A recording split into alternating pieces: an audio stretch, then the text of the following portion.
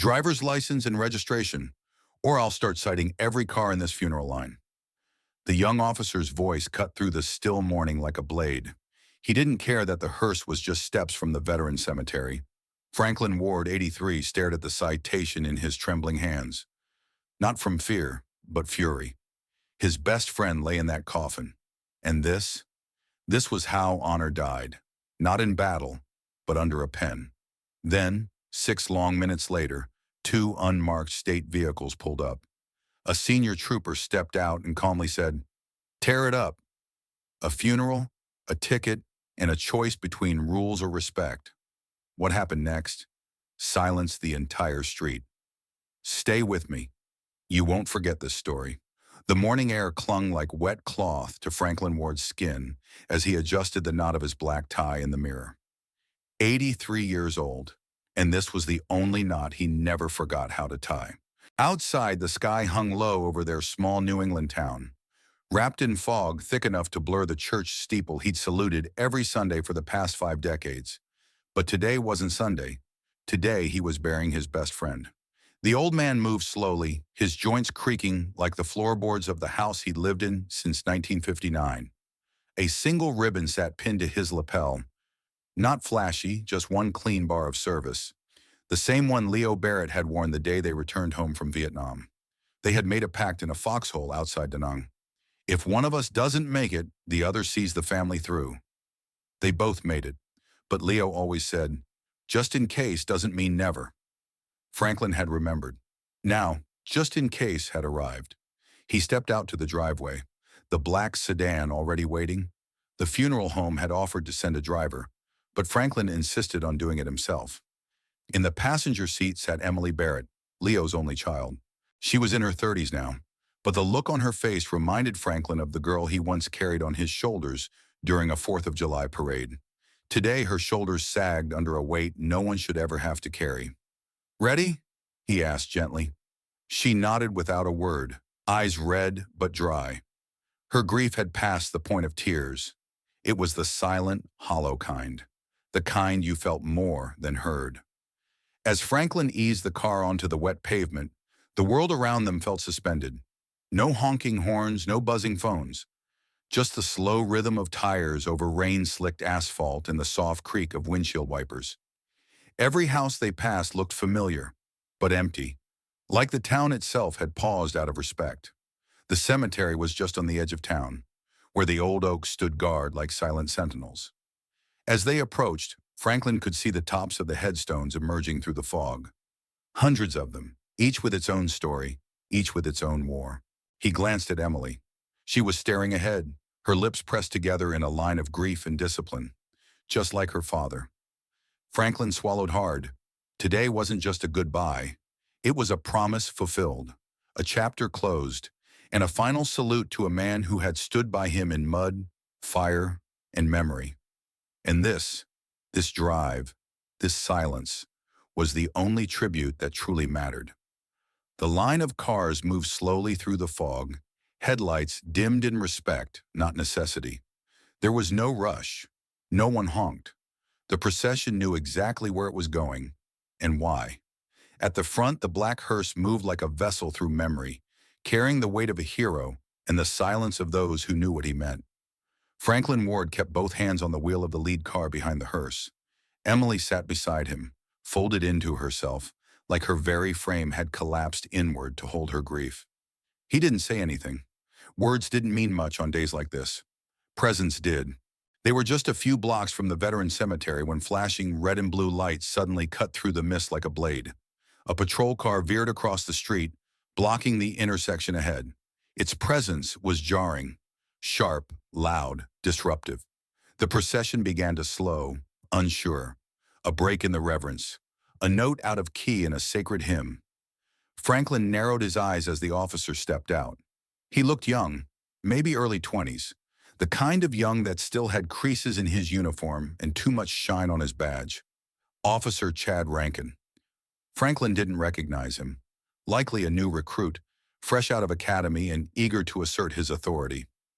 That eagerness, Franklin knew too well, was often paired with inexperience and worse, a lack of judgment. Rankin strode toward the first cars, motioning sharply with one gloved hand. "You can't stop here," he barked. "This is a restricted zone. No parking. No stopping. Keep moving." Franklin rolled down his window. "This is a funeral procession," he said calmly. "That's the hearse up front. We're on our way to the Veterans Cemetery, just 2 blocks ahead." Rankin didn't flinch. He glanced past Franklin, toward the hearse, but didn't seem to register its presence. Only the line of vehicles halted behind it. "Funeral or not, sir, these vehicles are obstructing traffic," Rankin replied, already reaching for his citation pad. "No exceptions. I'm going to need you to move along, or I'll start issuing citations." Franklin blinked. For a moment he thought he had misheard. "You're going to ticket a funeral procession?" "This is a public road," Rankin said firmly. "No one's above the law." Emily looked up then, her face streaked with quiet devastation. "My father is in that hearse," she whispered. Rankin paused, just for a second, but the pause didn't blossom into understanding. "I'm sorry for your loss, ma'am," he said, the words mechanical. "But I have to enforce the law." "Hatun." Franklin exhaled, slow and sharp. His hands gripped the steering wheel tighter. "This man," he said, voice low but resolute, "was a decorated master sergeant. He served in 2 wars. He earned the right to be buried with honor. And you're telling me his final journey is a traffic violation?" Rankin didn't answer. Instead, he scribbled something on the pad, tore the top sheet, and walked toward the windshield. Franklin stepped out of the car, careful and deliberate. His knees ached, but this wasn't the moment to be small. "Officer," he said, "you don't have to do this." "But I'm going to," Rankin replied, extending the ticket. Franklin didn't take it right away. He just stared at it, then at the officer's face. Behind Rankin's sunglasses there was no softness, no hesitation, just the rigid conviction of someone who thought order was more important than understanding.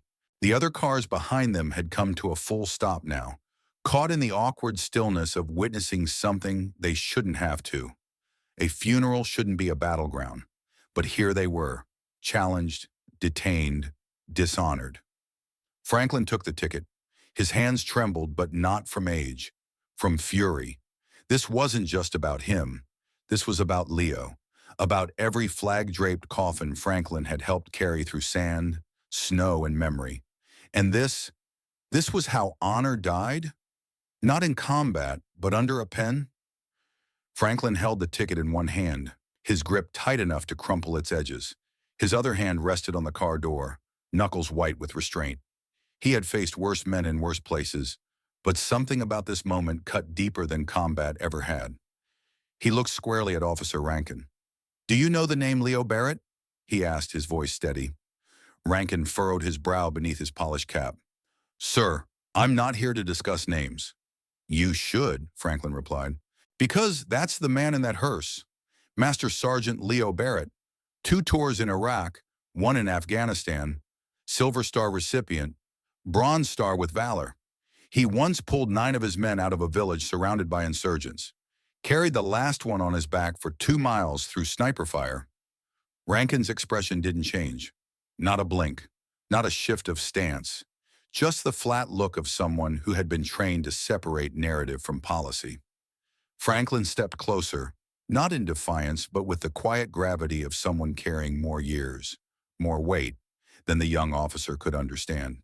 He didn't brag, didn't ask for thanks, but he gave this country more than you'll likely ever be asked to. And now, when we're trying to bury him with honor, you're citing us like we're parked in front of a fire hydrant. Behind them, the procession remained silent. Engines idling, wipers brushing rhythmically against damp windshields. In the back seat, Emily sat still, but her shoulders trembled slightly, betraying the tears that ran down her cheeks. She didn't speak. She didn't need to. Franklin continued, his voice lower now. "Do you know what it's like to hold your best friend's hand in the dirt, to promise you'll get him home, even if he's not breathing? We all came back eventually, but pieces of us stayed out there." Rankin looked uncomfortable, but he held his ground. "I respect veterans, sir, but I still have to do my job." Franklin let out a bitter chuckle. "No, son, you're not doing your job. You're following a rule without understanding the reason behind it." There's a difference. Rankin's hand tightened slightly on the citation pad, though he didn't write anything else. The law doesn't say unless it's a veteran funeral. It just says no stopping. I didn't make the rules. But you enforce them, Franklin said sharply. And how you choose to do that, with compassion or with a clipboard, tells the rest of us who you are. For the first time, a flicker of something crossed Rankin's face. Doubt? Shame? It was hard to say. Emily wiped her cheek and finally spoke, her voice almost a whisper. My dad taught me that real service isn't just what you do in uniform. It's how you carry yourself after. I don't think he'd be angry at you, officer. I think he'd just be disappointed. Those words didn't accuse. They didn't shout. But they landed with more force than anything Franklin had said. Rankin looked at her, then back at Franklin. But the badge still gleamed, and the protocol still ruled. I'm sorry, he said, almost robotic. But the citation stands. Franklin closed his eyes for a moment, not to rest, but to hold back the surge of frustration swelling behind his ribs. This wasn't about a piece of paper. It was about the erosion of something sacred, dignity, understanding. Respect earned not in titles, but in sacrifice. This wasn't just a ticket. It was a symbol and an insult, handed to the generation that had bled for the freedom to stand here in the first place. From 3 cars back, the sound of a door opening sliced through the tension like a slow-moving blade. A tall figure emerged, deliberate, composed, and unmistakably military. Even in civilian clothes, there was no mistaking his bearing. Straight-backed, chin level, every step measured like it was still on parade. Colonel Samuel Everett. Franklin felt a strange mix of pride and worry tighten in his chest. Sam Everett wasn't just an old friend of Leo's. He was the man Leo once called his brother in war. They'd served together in Fallujah, shared sand, blood, silence. And if Sam Everett was stepping out of his car now, it meant something had gone too far. The colonel approached calmly, the kind of calm that comes from decades of command. His hair was gray at the temples and his expression unreadable. But his eyes, those eyes could still cut steel. He stopped just short of Officer Chad Rankin, who was busy scribbling on the ticket pad, oblivious to the eyes now turning toward him from every vehicle in the procession. Officer, Everett said. His voice was smooth but carried a weight that made Rankin look up immediately. Yes, sir, Chad answered, wariness creeping into his posture. Everett didn't smile. He didn't soften. I've been watching this unfold for the last 5 minutes. Tell me, do you truly understand what you're doing here? Rankin straightened, trying to hold on to authority. Yes, sir. Enforcing the law. This is a no-stopping zone, and we've got multiple vehicles in violation. Everett gave a slow nod, like a teacher humoring a child's answer. Do you know who was in that hearse? Rankin hesitated. A deceased veteran. I was told. Not just a veteran, Everett interrupted.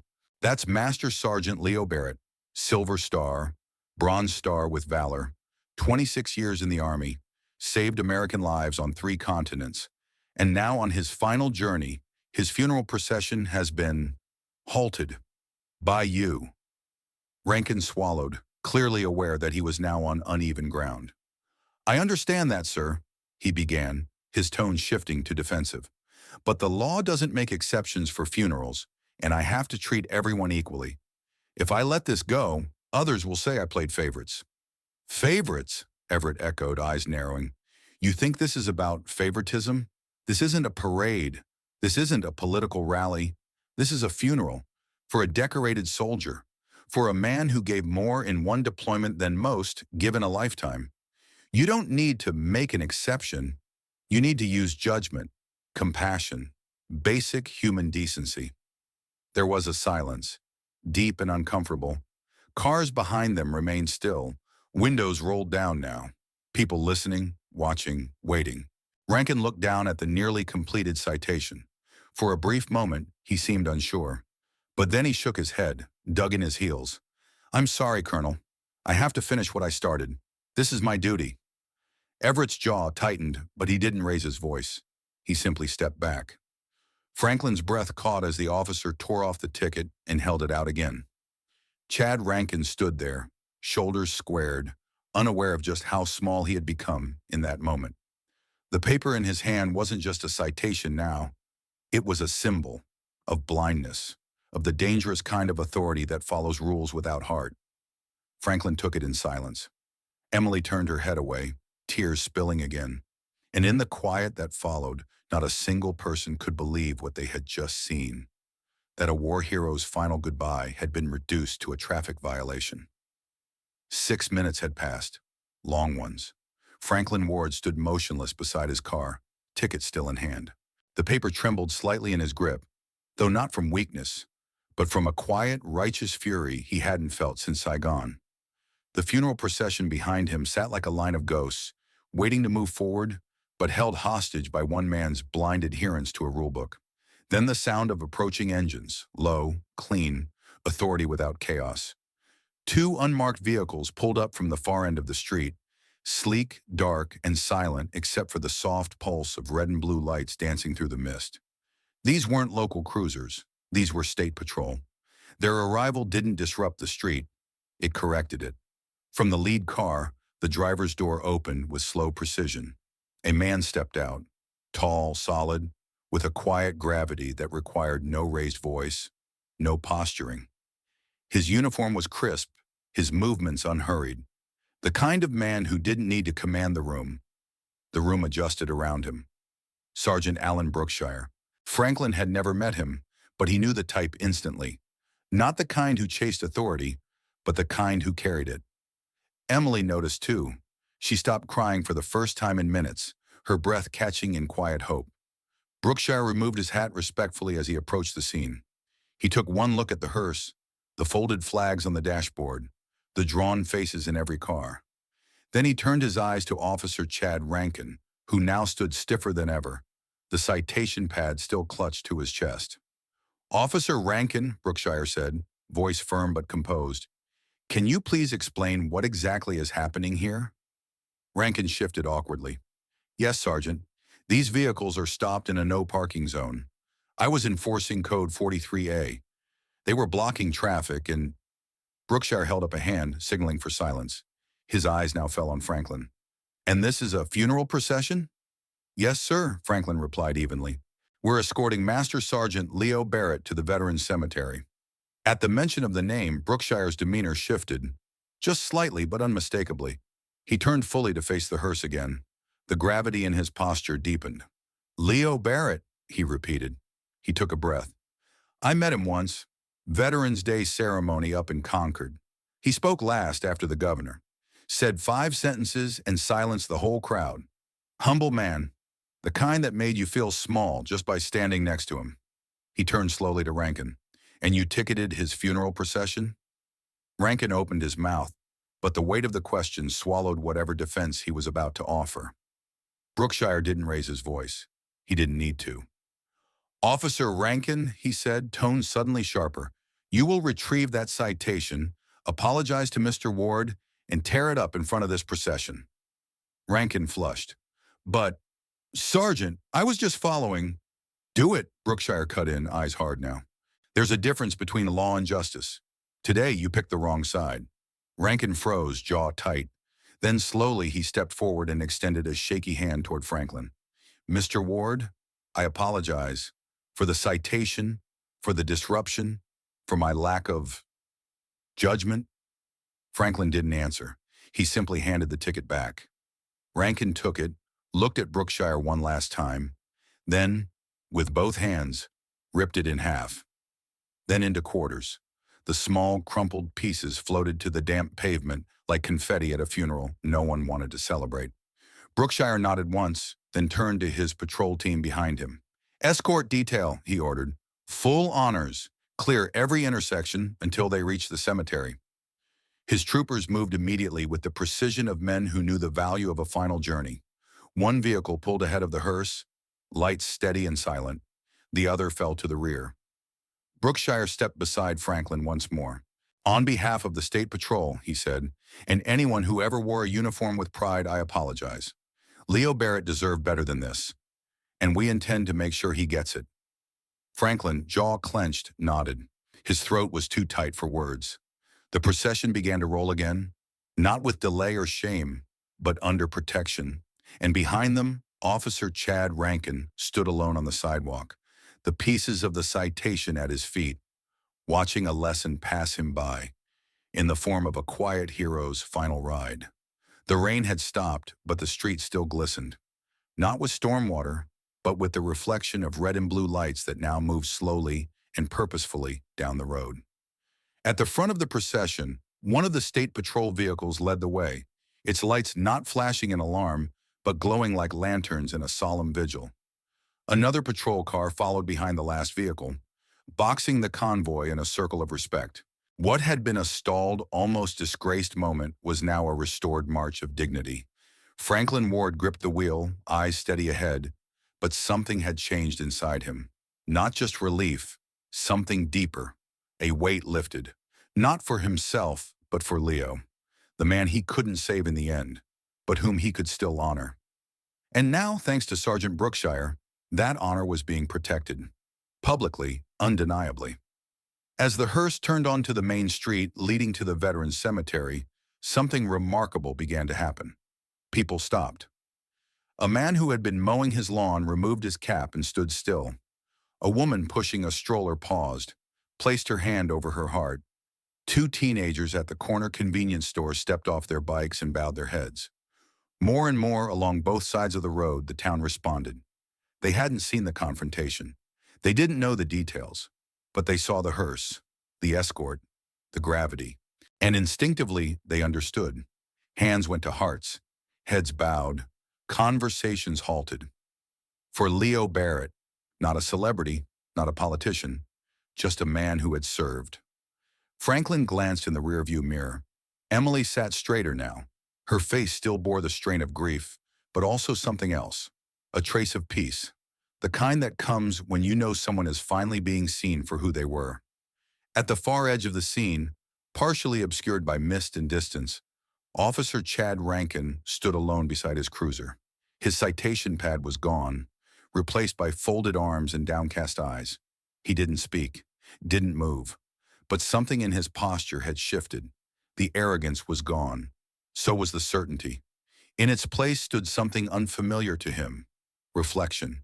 He watched as the long line of cars passed by, escorted with honor he had nearly denied. And he knew. This day would follow him far longer than any written code ever would. Power, he now understood, wasn't about enforcing rules. It was about understanding when to hold them, and when to step aside in service of something greater. And for the first time that morning, Chad Rankin felt the weight not of his badge, but of what it meant to truly wear it well. The cemetery was quiet, not the kind of quiet born from emptiness, but the sacred stillness of reverence. The fog had begun to lift, revealing rows of white headstones stretching in solemn formation across the dewy grass. The oak trees stood still, as if even nature itself had paused to pay tribute. The procession came to a gentle halt. Engines clicked softly as they cooled. Doors opened, feet stepped onto wet gravel. No one spoke loudly. No one needed to. At the center of the gathering, the black hearse was opened with delicate care. 6 pallbearers, all veterans, requested by Franklin in advance, lifted the flag-draped casket. Their movements were slow, synchronized, each step deliberate. Every motion bore the weight not just of the casket, but of memory, of legacy, of debt. Sergeant Alan Brookshire stood beside the burial detail. His uniform was flawless, but his expression softer now. He carried no clipboard, no orders, only a deep sense of duty that had nothing to do with rank.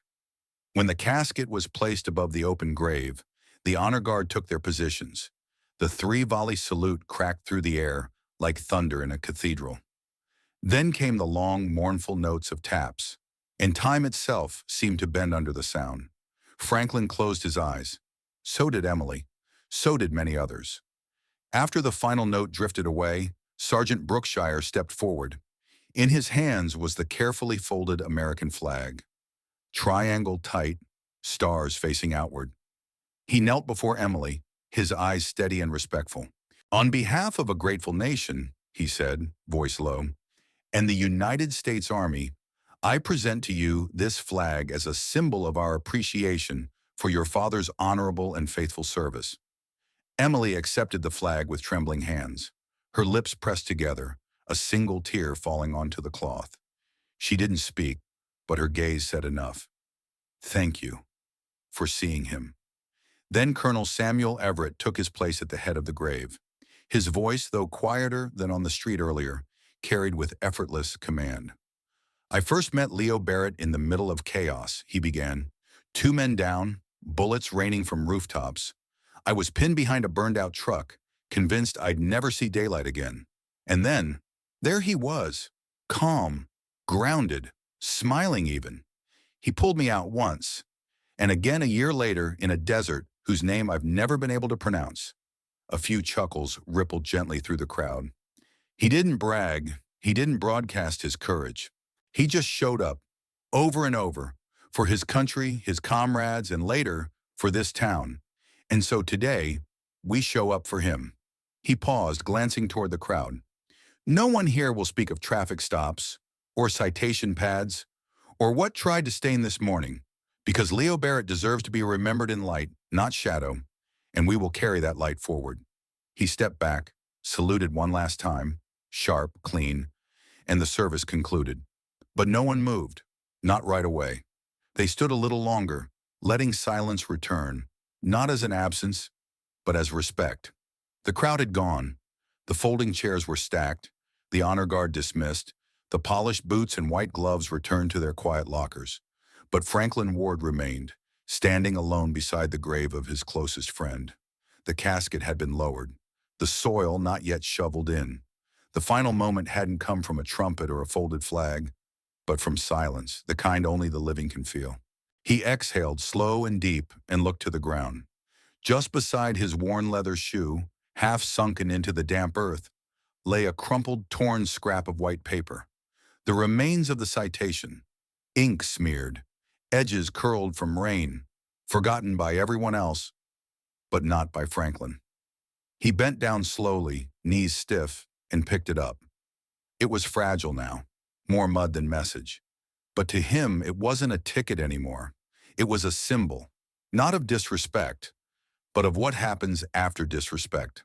A reminder that even when honor is questioned, there will always be someone who stands up and says, "No, not today." He folded the scrap once, then twice, and tucked it into his coat pocket.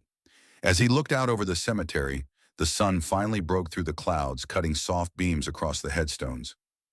Light kissed the tops of the graves. It felt like Leah was saying goodbye, or maybe thank you.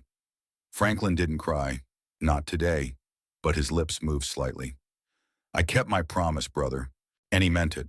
Before turning to leave, he glanced once more toward the road, where, in the far distance, Officer Chad Rankin still stood. The young man hadn't moved much, but Franklin hoped, truly hoped, that something had shifted inside him, that maybe now he understood. Power isn't given to impress, it's given to protect, and respect. It isn't optional. It's not just good manners, it's a debt, owed to those who wore the uniform, carried the flag, and never came back the same. Some stories fade with time, but others, like this one, leave a mark. What happened on that quiet street wasn't just about a ticket or a funeral. It was about something far bigger, how we treat each other when no one is watching. In today's fast-moving world, where headlines change by the hour and respect often feels like an old-fashioned word, this story reminds us of something timeless, that honor doesn't expire and sacrifice deserves more than silence. Franklin Ward didn't raise his voice. He didn't resist with anger. He resisted with dignity. And in doing so, he helped a young officer, and maybe a whole town, see what true power looks like.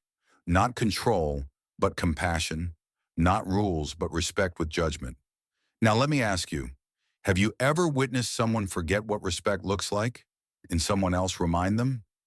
Or maybe, do you think today's younger generation still understands the weight of a folded flag? Share your thoughts in the comments below. I'd love to hear your perspective, because stories like these don't just belong in cemeteries. They belong in conversations, in homes, in hearts. And if you believe, like I do, that something like service, sacrifice, and human decency should never go out of style. Then please like, share, and subscribe for more stories that honor the quiet heroes among us. Thank you for spending time with this story. May we never forget what it means to stand up, even when it's not easy, for those who once stood for us.